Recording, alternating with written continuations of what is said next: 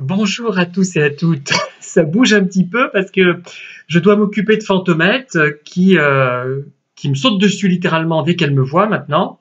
C'est bien, hein, c'est qu'elle m'apprécie.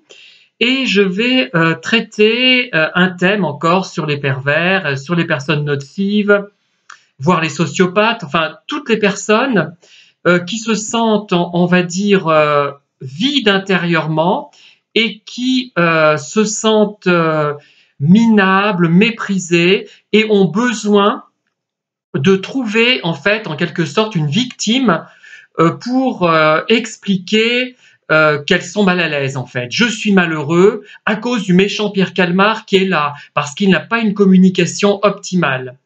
Alors, grâce à vous notamment, hein, et à l'association d'idées que vous m'avez suggéré, enfin, vous me proposez une idée dans vos commentaires sans le vouloir, d'ailleurs souvent, et cette idée, je la prends parfois telle qu'elle, ou alors, parce que souvent ce sont des idées auxquelles j'ai pensé par ailleurs, mais dont je ne me souvenais pas, et ça me fait un petit rappel, ou alors cette idée me suggère quelque chose d'autre par association d'idées. Mais là, les thèmes que je vais traiter sont des idées dont j'avais établi la liste avant de commencer ces vidéos. Là, je ne les compte même plus, je dois en avoir plus de 80. Donc ça va faire plein de vidéos qui trouveront peu de public, mais peu importe. Hein. Il faut que j'exprime ces choses-là parce qu'elles peuvent être utiles. Ce sont des thèmes de réflexion utiles. Alors, il y a une chose qui est très frappante. Je regarde un peu là parce que je crois que Fantomette est dans la poubelle. Non, ça va. Non, c'est pas que j'ai jeté à la poubelle, hein, je suis pas malveillant, je ne suis pas un psychopathe.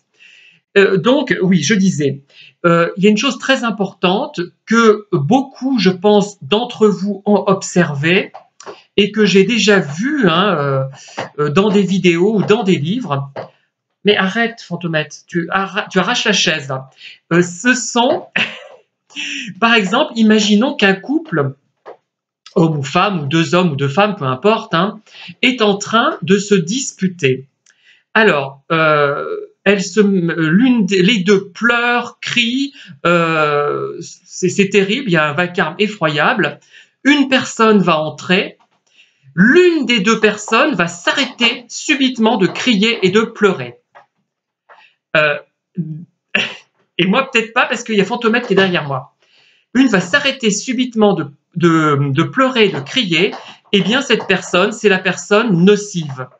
C'est-à-dire qu'elle arrive à s'arrêter de pleurer, de crier, puisque tout est joué, c'est un rôle même de surface, puisqu'un acteur, souvent, s'identifie à son personnage. Mais là, c'est un rôle, je dirais, strictement d'imitation. Voilà, ils imitent, c'est même pas un rôle qu'on porte en tant qu'acteur, par exemple. Hein, je pense aux acteurs qui disent qu'ils n'ont pas de mal à pleurer, puisqu'ils se mettent dans la peau, dans l'état d'esprit, dans le cerveau du personnage, et ils pleurent. Si le personnage est triste, il n'y a pas de problème. Là, ce n'est même pas ça. C'est une imitation de surface. Une imitation, donc, qui ne doit pas forcément être convaincante. C'est-à-dire que si on voyait les deux personnes en train de pleurer et de crier, on se dirait l'une a l'air sincère, l'autre pas. Et voilà, ça c'est quelque chose de très important que j'ai observé. Alors parfois, par exemple, vous êtes avec une personne nocive qui vous reproche quelque chose, par exemple lundi, vous en parlez, elle n'est pas contente, cette personne, et si vous voulez, cette personne va vous le reprocher. Le lendemain, vous essayez de réaborder le thème, parce que ça vous semble important et que vous avez l'impression que ce n'est pas réglé, eh bien, elle va éluder la question et vous dire « Ah ben non, oh, ça c'est pas un problème. » Voilà. En fait, cette attitude, elle traduit le fait que la personne n'est pas impliquée émotionnellement dans ce qu'elle vous reproche. C'est-à-dire que c'est un prétexte. Elle n'y croit pas au fond d'elle-même. Elle n'y adhère pas. Elle a pu être vexée, si, mais c'est tout. Elle ne peut pas aller plus loin, elle n'a pas de capacité à aller plus loin. Et il y a aussi le fait que elle peut vous dire ça, banaliser la chose, pour vous démontrer que vous montez les choses en épingle et que vous n'êtes pas quelqu'un d'intéressant et que c'est vous le problème. Voilà ce que je voulais vous dire en quelques mots. N'hésitez pas à réagir, à liker, à diffuser la vidéo, à me faire part de vos remarques, bien évidemment. et j'espère que la prochaine vidéo ne sera pas perturbée par un chat intempestif au comportement inacceptable. Merci et à très bientôt.